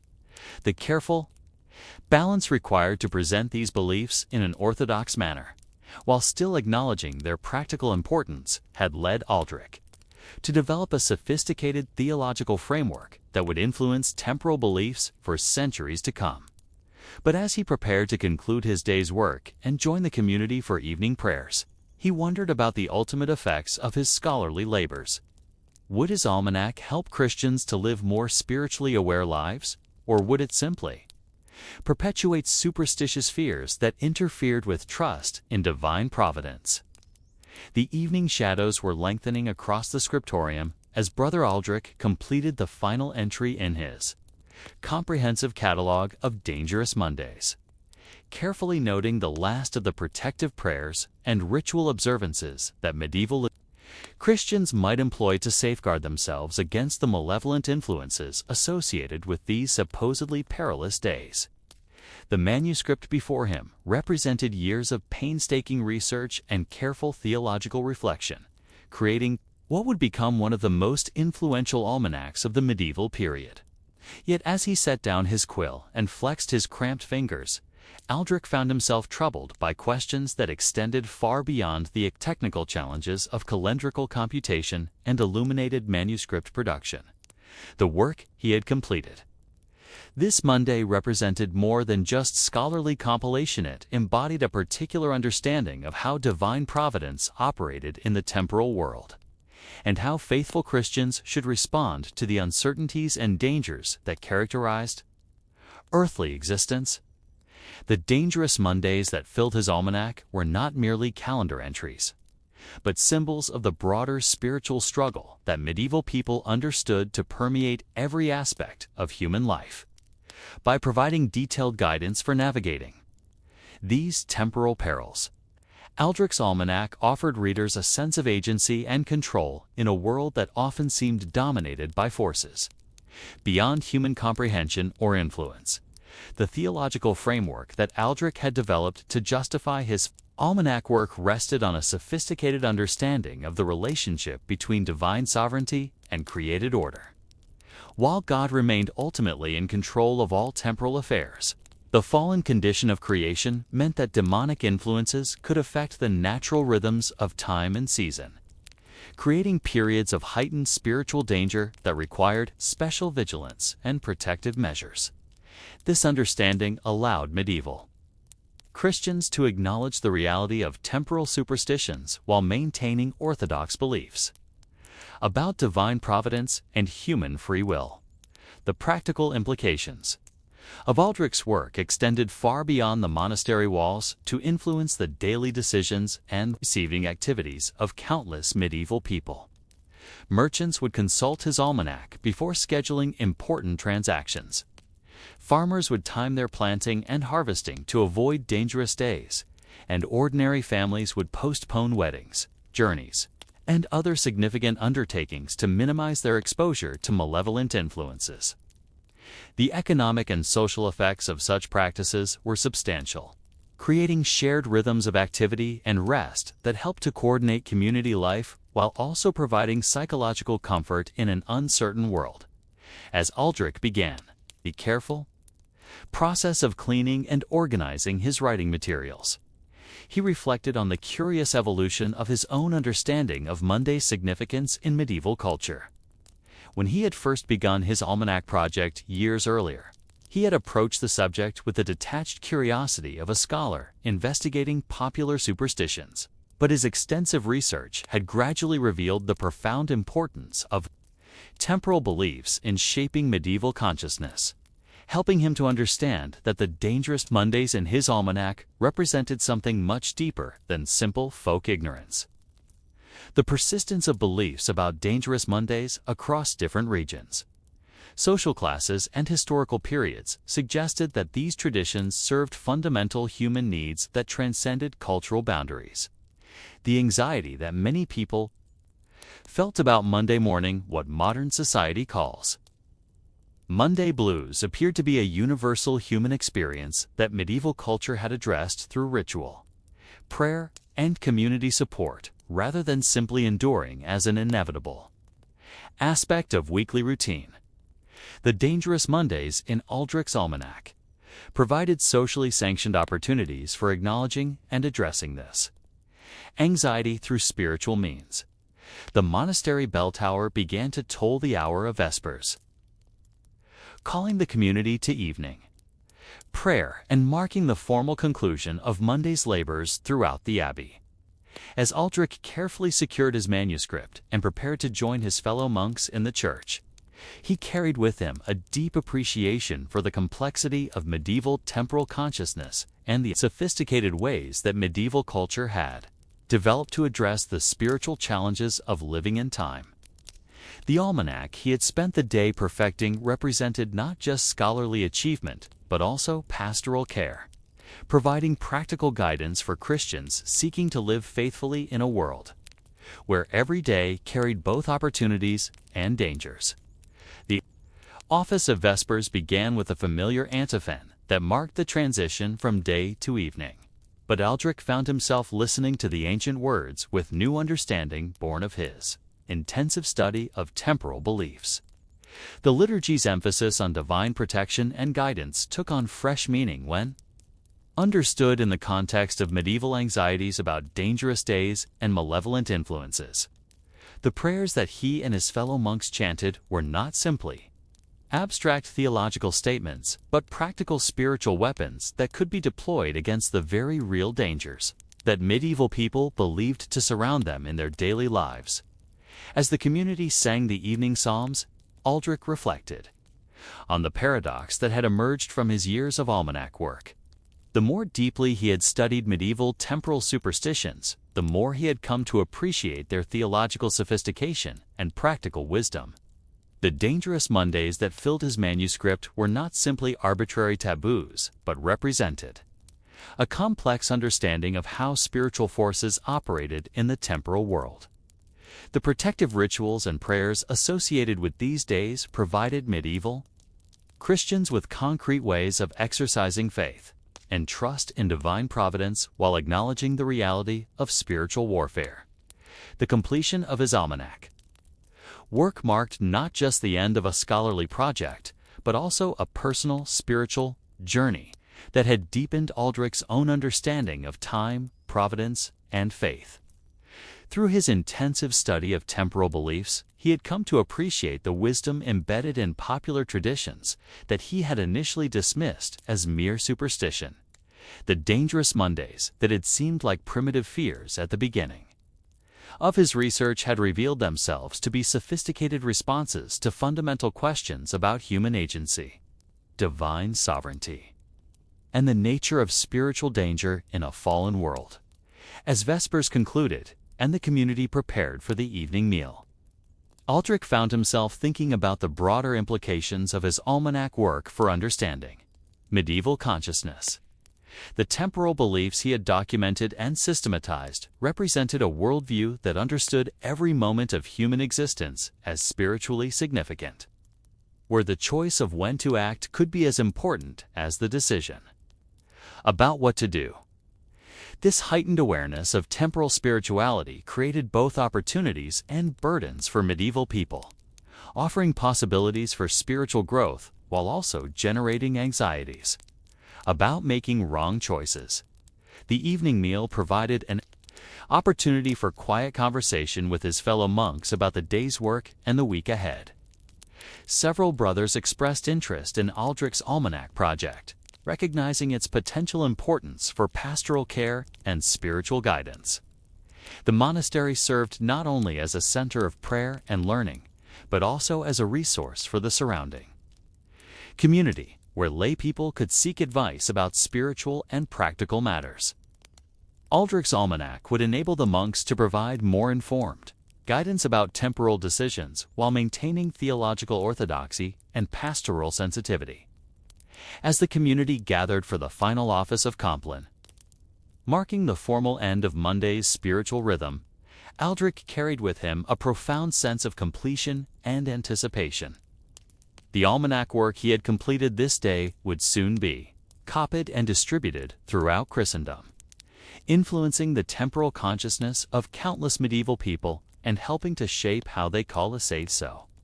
Outthrow the spiritual significance of time itself. The dangerous Mondays cataloged in his manuscript would become part of the shared cultural knowledge that enabled medieval communities to navigate the uncertainties of earthly existence while maintaining faith in divine providence.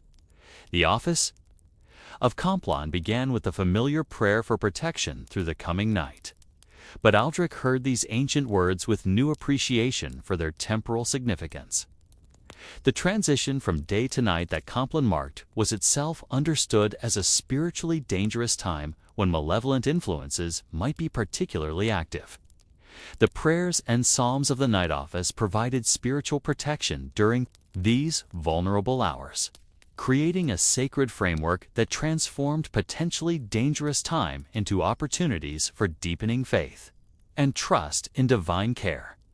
As the final notes of the Compline antiphon faded into silence, and the community prepared for the great silence that would last until morning prayer, Aldrich reflected on the curious journey that had brought him to this moment of completion. His work on Dangerous Mondays had begun as an academic exercise, but had evolved into a profound exploration of how medieval people understood their relationship to time, providence, and spiritual danger. The almanac he had completed represented not just scholarly achievement, but also spiritual wisdom, offering practical guidance for living faithfully in a world where every day carried both blessings and challenges. Walking through the darkened corridors toward his cell, Aldrich carried with him a deep appreciation for the complexity and sophistication of medieval temporal consciousness. The dangerous Mondays that filled his almanac were neither primitive superstitions nor arbitrary taboos, but represented a mature theological understanding of how divine providence operated in the temporal world. The protective rituals and prayers associated with these days provided medieval Christians with concrete ways of exercising faith while acknowledging the reality of spiritual struggle in daily life as he prepared for sleep in his simple cell. Surrounded by the tools of his scholarship and the fruits of his labor, Aldrich contemplated the eternal significance of his temporal work.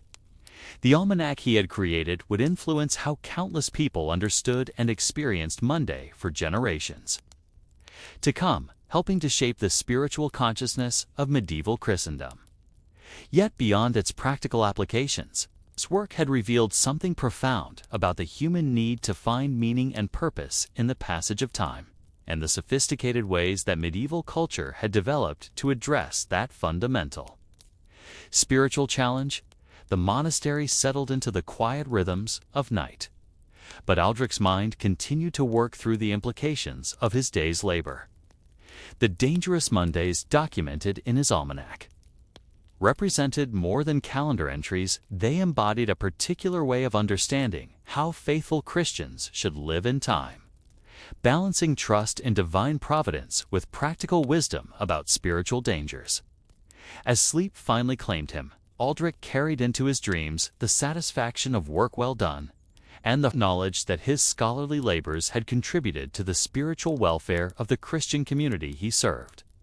In the end, what medieval people really thought about Monday was far more complex and nuanced than our modern understanding might suggest. For the monks in their abbeys, Monday represented the weekly renewal of sacred time embedded within an eternal rhythm of prayer that transformed ordinary days into opportunities for spiritual growth. For the peasants in their villages, Monday marked the essential transition from Sunday's rest to the week's labors, carrying both economic necessity and community obligation. For the craftsmen in their workshops, Monday brought the weekly test of skill and reputation that determined their standing within the guild system and the broader urban community.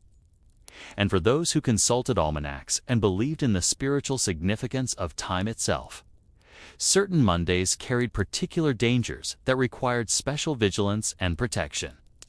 These different perspectives on Monday were not contradictory, but complementary, reflecting the rich complexity of medieval temporal consciousness and the sophisticated ways that medieval people understood the relationship between earthly time and eternal significance. What emerges from this exploration of medieval Monday attitudes is a picture of a culture that took time seriously, not as an empty container to be filled with activity, but as a spiritual reality that carried meaning, purpose, and consequence. Whether approached through the lens of monastic spirituality, peasant practicality, guild craftsmanship, or almanac wisdom, Monday in the medieval world was never simply another day. It was an integral part of a larger cosmic rhythm that connected earthly labor to eternal purpose, temporal anxiety to spiritual growth, individual experience to community life. Perhaps most significantly, medieval people understood that their attitude toward Monday, indeed toward time itself, was a matter of spiritual significance that reflected their deeper understanding of how to live faithfully in a world that was both fallen and redeemed, both temporal and eternal. In their careful attention to the spiritual dimensions of ordinary time, medieval people offer us a model for finding meaning and purpose in our own weekly rhythms, reminding us that even something as mundane as Monday morning can become an opportunity for spiritual awareness and community connection when approached with the proper understanding and appreciation.